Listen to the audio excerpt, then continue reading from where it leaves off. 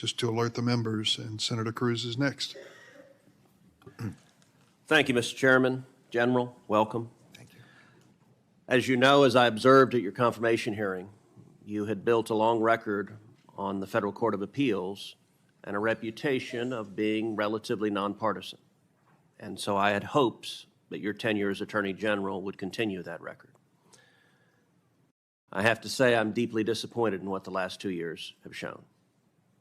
In my judgment, the Department of Justice has been politicized to the greatest extent I've ever seen in this country.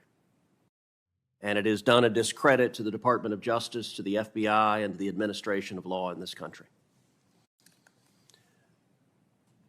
Let me start with a simple question. General Garland, is it a federal crime to protest outside of a judge's home with the intent of influencing that judge as to a pending case? The answer to that is yes, but I also want to at least respond to your characterization of the department, which Sure. I vigorously disagree with. I believe the men and women of the department pursue their work every single day in a nonpartisan and an appropriate General way. Garland, there are thousands of men and women who do that, and I'll tell you, I hear from prosecutors at the Department of Justice, I hear from agents at the FBI who are angry that it is treated as the enforcement arm for the DNC instead of upholding the law in a fair and even-handed manner. So you are right. There are thousands of men and women that are doing the job, but it is the political leadership that you're responsible for. So you just said, yes, it's a crime to protest at the home of a judge. Same goes for jurors, by the way, with the intent of influencing a case. But in the wake of the leak of the Dobbs decision, when rioters descended on the homes of 6 Supreme Court justices, night after night after night, you did nothing. The department did nothing. When extremist groups like Ruth Sent Us and Jane's Revenge openly organized campaigns of harassment at the homes of justices, you sat on your hands. When these same groups posted online information about where the justices worship, or their home addresses, or where their kids went to school, you again sat on your hands and did nothing. Your failure to act to protect the safety of the justices and their families was an obvious product of political bias. You agree with Roe versus Wade, you disagree with the Dobbs decision, and the Department of Justice under this president was perfectly happy to refuse to enforce the law and allow threats of violence. And as you know, those threats finally materialized with Nicholas Roski, a 26-year-old man from California who traveled across the country, was arrested outside the home of Justice Kavanaugh, armed with a handgun, a knife, and burglary tools.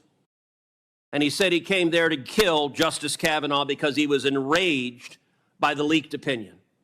Now, of course, you're prosecuting that individual for attempted murder, but did you bring even a single case to enforce this law, or did the Department of Justice decide this law doesn't apply if it's harassing justices for an opinion we don't like?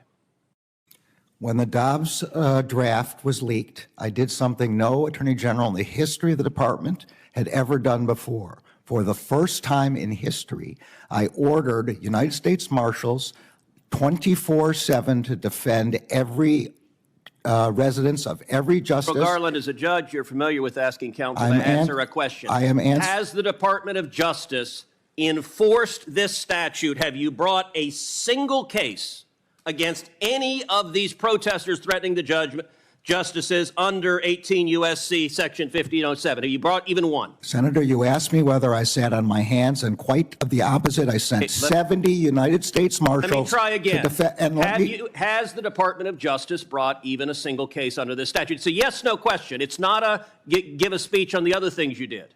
The job of the United States Marshals is to defend the lives of So the answer is no. Is to defend the lives of the justices And that's their number one priority. They have Why are full- you unwilling to say no? The answer is no. You know it's no. I know it's no. Everyone in this hearing room knows it's no. You're not willing to answer a question. Have you brought a case under this statute? Yes or no? As far as I know, we haven't, and what we have done is defended the lives of the justices with So over how do 70 you U.S. decide? Marshals. How do you decide which criminal statutes the DOJ enforces and which one it doesn't? The United States Marshals know that they have full Okay, authority. I recognize you want to give a separate speech. No, I don't want to How give a do you decide which statutes you enforce and which ones you don't? The marshals on scene make that determination in light of the priority of The defense. marshals do not make a determination over whether to prosecute. You, the attorney general, make a determination, and you spent 20 years as a judge, and you're perfectly content with justices being afraid for their children's lives, and you did nothing to prosecute it. Let's shift to another area. Can I answer the question?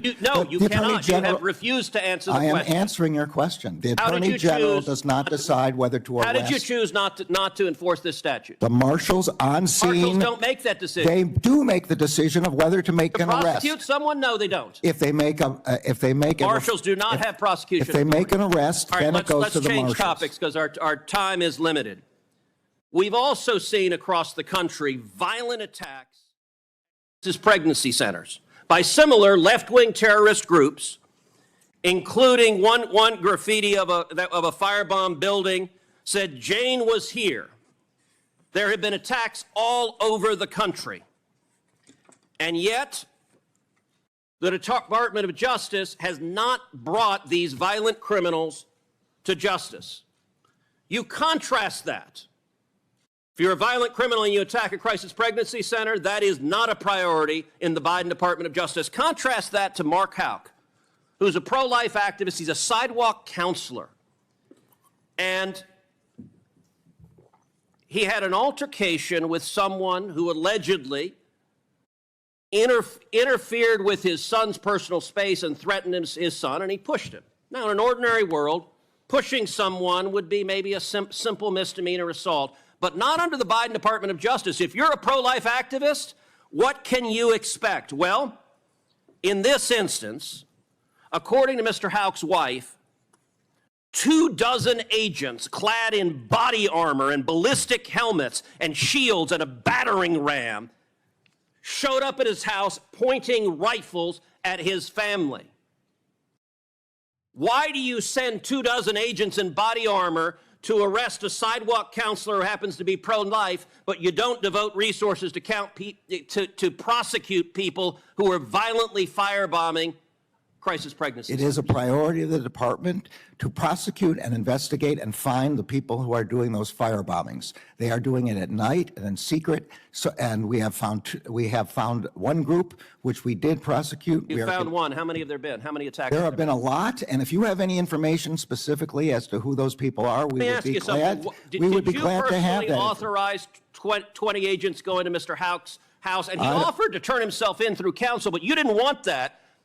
The Department of Justice wanted to make a show of it. Did you personally authorize it? And do you want to apologize to Mrs. Houck and her 7 children for being terrorized? The decisions about how to do that are made at the level of the FBI agents on scene. Did you know about it? I did not know about it until the way you're describing it, and my understanding is the FBI disagrees with that description. Was it a mistake? Senator's time has expired. I'm going to allow the witness to respond to any of the questions that were asked. Was it a mistake? I'm going to chair the committee, Senator. I'm sorry you're not. You said you'd allow him to respond. I repeated the question I asked, which is, was it a mistake to send 20 agents to arrest him at the crack of dawn? You had your time and more You just said than you're going to allow him to respond. You just said, I'm going to allow him to respond to the question, so I repeated the question. Was it a mistake? You That ask was the pending questions you want to question. ask, I'll ask the questions I want. That's the question I had already asked. Well, You just said you'd let him respond. I'm going to let him respond right Good. now. Please don't interrupt him. Thank you. The decisions about how to do tactical arrests are made by the FBI agents in the field. The FBI has publicly stated that it disagrees with the description you gave of what happened in that example. That's the best I can answer.